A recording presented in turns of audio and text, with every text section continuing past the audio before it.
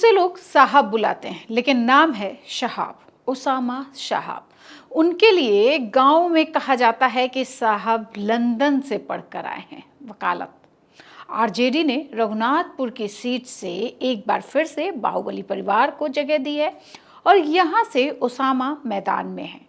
वहां गांव वालों से लेकर लोकल मीडिया में भी यही चर्चा है कि साहब विदेश में ही रहते थे और वहीं से पढ़े हैं, लेकिन चुनाव है ना, सारी पोल पट्टी खोल कर रख देता है।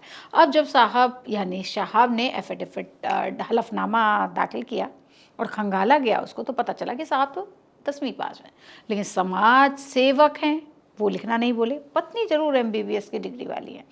हलफनामे में उसामा पर क्रिमिनल केसेस भी हैं जो पेंडिंग हैं, हुसैनगंज थाने में और दूसरा पूर्वी चंपारण जिले के मोतिहारी टाउन में, वहाँ पे उनके लिए केस दर्ज है। बिहार के पहले चरण का मतदान 6 नवंबर को होना है और 8 जिले के 121 सीटों पर मतदान किया जाएगा। हम अपनी विशेष सीरीज राजनीति में आपको हर दिन नए किरदार, नए नेता से मिलवा रहे हैं और आज बारी है बाहुबली के बच्चों में की शहाबुद्दीन के बेटे उसामा शहाब से, जो समानांतर में सरकार चलाते थे।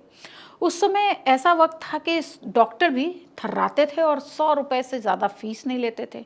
माओ के पास जब बच्चों के लिए फ़ीस नहीं होती थी तो वो वहाँ पहुँच जाती थी।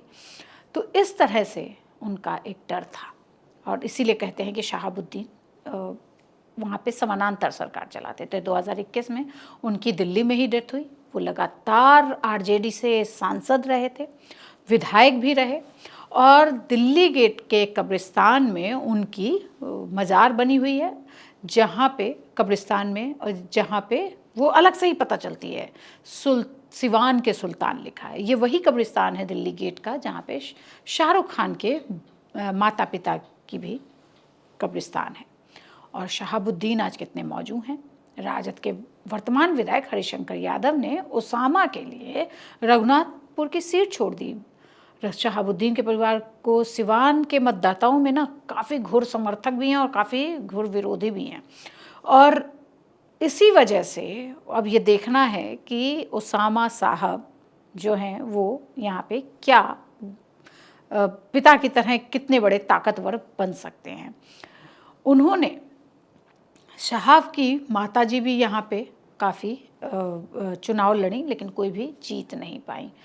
और कहते हैं कि अभी जो हम लोग सारी नज़र रखे हुए हैं उसमें ये पता चल रहा है कि उसामा पहली बार चुनाव लड़ रहे हैं और ज़्यादा बोलते नहीं हैं, लोगों के बीच पहुंचते ज़रूर हैं, महंगी गाड़ियों के शौकीन हैं और ज़्यादा इंटरेक्ट मीडिया से इसलिए नहीं कर रहे हैं कि उन्हें डर है कि कहीं ऐसा ना हो कि मैं कुछ गलत बोल जाऊं और उससे उनकी किरकिरी हो जाए और उनकी पोल पट्टी खुल जाए, इसलिए चुपचाप रहते हैं, सबसे मिलते हैं और उनका कोई अनुभव भी नहीं है ऐसा। लेकिन हाँ, पिता की विरासत को वो आगे बढ़ा रहे हैं और उसकी वजह से उनको थोड़ा लिवरेज भी मिलेगा।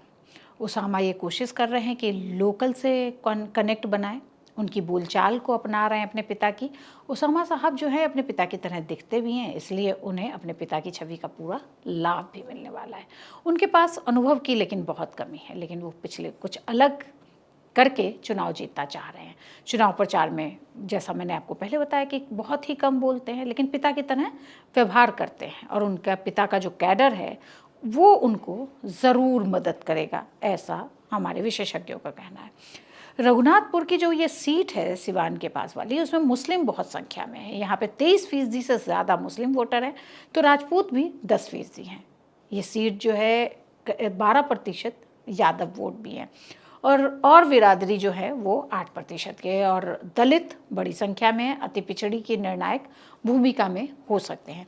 आरजेडी इस सीट पर मुस्लिम और यादव समीकरण के सहारे जीत दर्ज करती रही है, तो जेडीयू ठाकुर अति पिछड़ा वर्ग के वोटों के दम पर अपना दबदबा बनाए रखती है।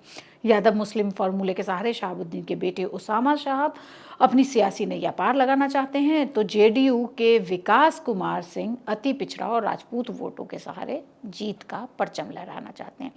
तो सिवान की ये धरती, हमारे राजेंद्र प्रसाद की ये धरती, हमारे पहले राष्ट्रपति की ये धरती कितना और कैसे रंग बदलेगी, ये हम लोग देखते रहेंगे। ऐसी ही और रिपोर्ट्स के लिए आप जुड़े रहिए India.com से, और आप किसको जानना चाहते हैं, किसके बारे में जानना चाहते हैं, आके ज़रूर बताएं।